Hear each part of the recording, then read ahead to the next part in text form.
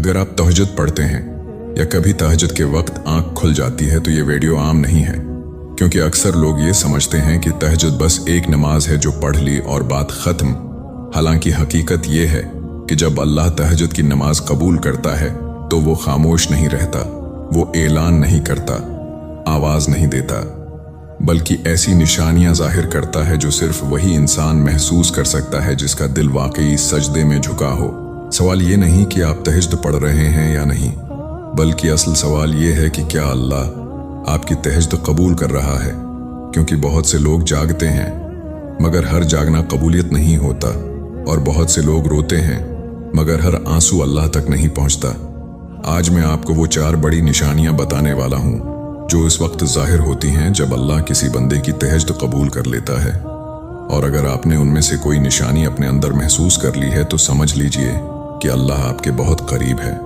तहज्जुद कोई आम इबादत नहीं, बल्कि वो वक्त है जब दुनिया सो रही होती है, आवाजें खामोश होती हैं और इंसान सिर्फ अपने रब के सामने खड़ा होता है। उसी लिए तहज्जुद दिखावे की इबादत नहीं बल्कि खालिस ताल्लुक की अलामत है।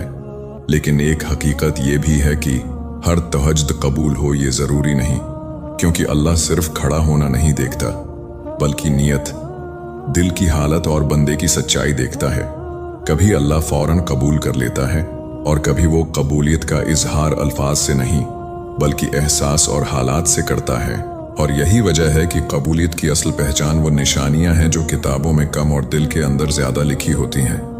अगर आप वाकई जानना चाहते हैं कि आपकी तहज्जुद अल्लाह की बारगाह में कबूल हो रही है या नहीं, तो इन निशानियों को गौर से सुने, क्योंकि ये आम निशानियां नहीं बल्कि खास बंदों के लिए खास इशारे होती हैं।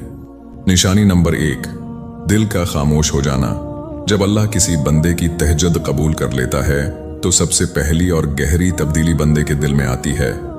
दिल जो पहले हर वक्त शोर मचाता था, सवाल करता था, शिकायत करता था और हर बात पर बेचैन हो जाता था, आहिस्ता आहिस्ता खामोश होने लगता है।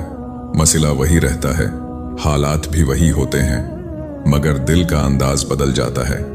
घबराहट कम हो जाती है, बेकरारी ठंडी पड़ने लगती है और दिल के अंदर एक ऐसा सुकून उतर आता है जिसकी कोई वाज़ेह वजह समझ नहीं आती। ये सुकून इसलिए नहीं होता कि मसला हल हो चुका है, बल्कि इसलिए होता है कि दिल को यकीन हो जाता है कि अल्लाह ने सुन लिया है, अल्लाह ने देख लिया है और अल्लाह अब खुद मामला संभाल रहा है।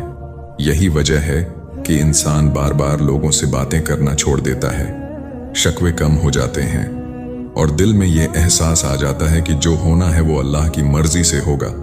कबूलियत की